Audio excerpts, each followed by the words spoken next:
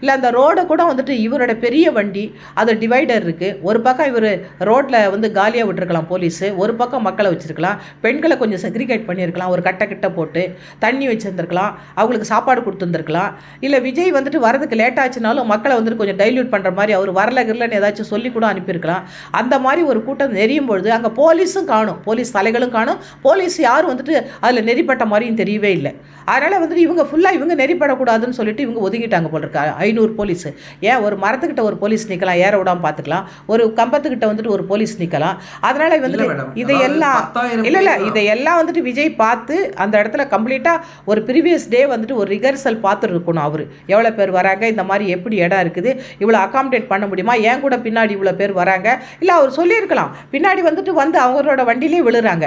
அப்படி இல்லாட்டா அந்த பைக் வந்துட்டு வேறு ஆப்போசிட் ரோட்டில் வந்து அவங்க தாறுமாறாக வரும்போது இன்னொரு பஸ்ஸோ லாரியோ அவங்க அடிக்கலாம். அந்த மாதிரி வந்துட்டு அந்த இப்போ வந்துட்டு வரக்கூடிய வெஹிக்கிளுக்கும் இவங்க மேலே அது வந்துட்டு இவங்களை ஹிட் பண்ணுறதுக்கு வந்து வாய்ப்பு இருக்குது. அதே மாதிரி இவர் வெஹிக்கிள்லையும் விழுறாங்க. இதையெல்லாம் இவர் தடுத்து நிறுத்தலாம். இவர் என்ன பண்ணுறாரு, மாஸ்க் காட்டுறாரு, அவ்வளோ ரசிகர்களுக்காக காமிக்காங்க, அவ்வளோ ஆதரவு இருக்குன்னு காமிக்கார தவிர, ஆனால் அவங்களுக்கு உயிருக்கும் அவங்களுடைய வந்துட்டு பாதுகாப்பு வந்து கொடுக்கறதுக்கு வந்துட்டு இவர் தவறிட்டார்.